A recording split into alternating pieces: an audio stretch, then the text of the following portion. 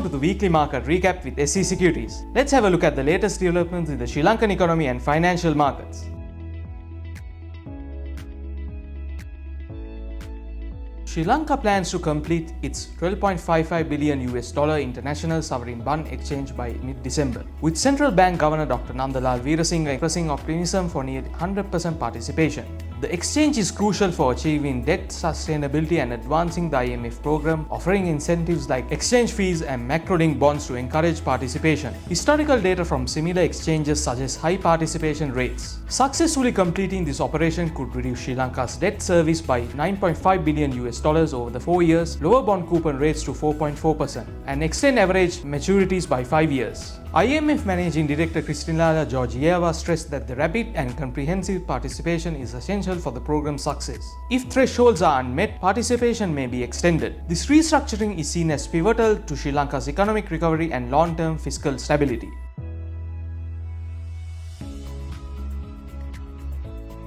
Sri Lanka's central bank launched an overnight policy rate set at 8%, simplifying monetary policy by targeting the interbank call money rate. This replaces the dual tools SDFR, SLFR as policy rates, which now act as bounds at 7.5% and 8.5% respectively.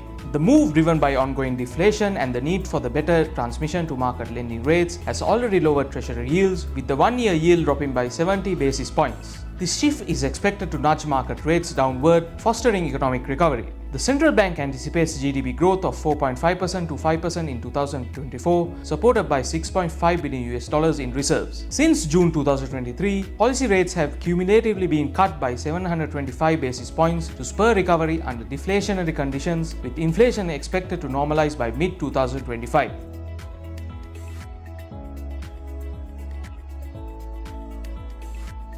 The Asian Development Bank approved a $200 million policy-based loan under the Financial Sector Stability and Reform Program, Subprogram 2, aimed at building a resilient and inclusive financial system in Sri Lanka. Subprogram 1, focusing on crisis management reforms, was completed in December 2023 with full disbursement of $200 million. Subprogram 2's pre-policy actions have also been fulfilled, and the loan proceeds will soon be disbursed. These loans are provided under concessional terms featuring a 25-year repayment period, the 5-year grace period, and a 2% annual interest rate. The program is executed by Sri Lanka's Finance, Planning and Economic Development Ministry in collaboration with the central bank and other institutions. This initiative is part of a broader strategy to create a stable financial system and improve business access to finance across sectors.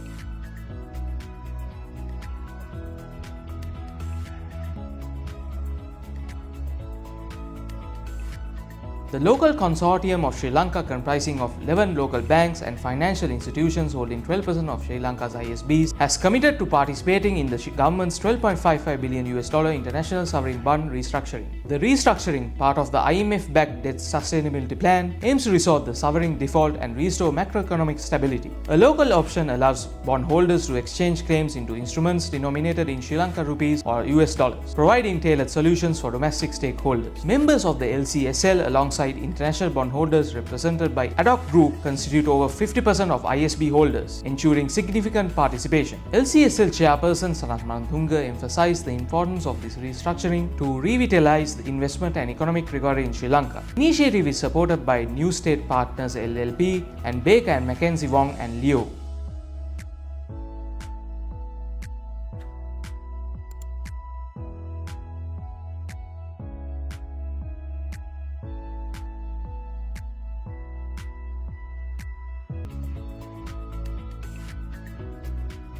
Goldman Sachs forecasts Brent crude oil prices to average $76 per barrel in 2025, down from the $80 expected in 2024, and further drop to $71 in 2026, amid an anticipated market surplus of 400,000 barrels per day in 2025, increasing to 900,000 barrels per day in 2026. The bank sees Brent trading in the $70 to $85 range due to ample supply, spare capacity, and OPEC's price elasticity. However, geopolitical risks, including the potential enforcement of stricter US sanctions on Iran, could cause prices to spike the mid-$80s early in 2025 if Iranian oil output declines by 1 million barrels per day. Brent prices were at $74.57 and WTI traded at $70.40, reflecting a modest weekly gain amid rising Ukraine-Russia tensions. Renewed conflict, including Russia's use of hypersonic missiles and Ukraine's counterattacks, has added a layer of geopolitical volatility to the oil markets.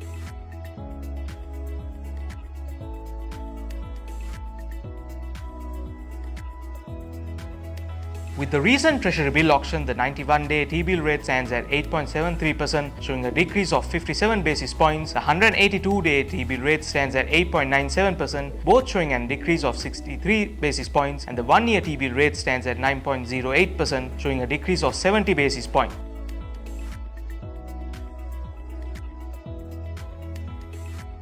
ACL cables closed at 94.1 on Thursday, is currently ranging between the 78.6% and 100% level, showing a bullish momentum since 3rd September, having a recent low at 75.5 and the recent high on 13th November at 97.3. If the 97.3 is broken on a closing basis, we will be able to observe a bullish trend testing the fib levels at 102.5 and 106.25, but if not, it will test the fib levels at 92.6, where we might observe a bearish trend. The MACD line is below the indicator line and the stochastic RSI is at the oversold zone, indicating a consolidation at the present zone between 92.70 and 97.30.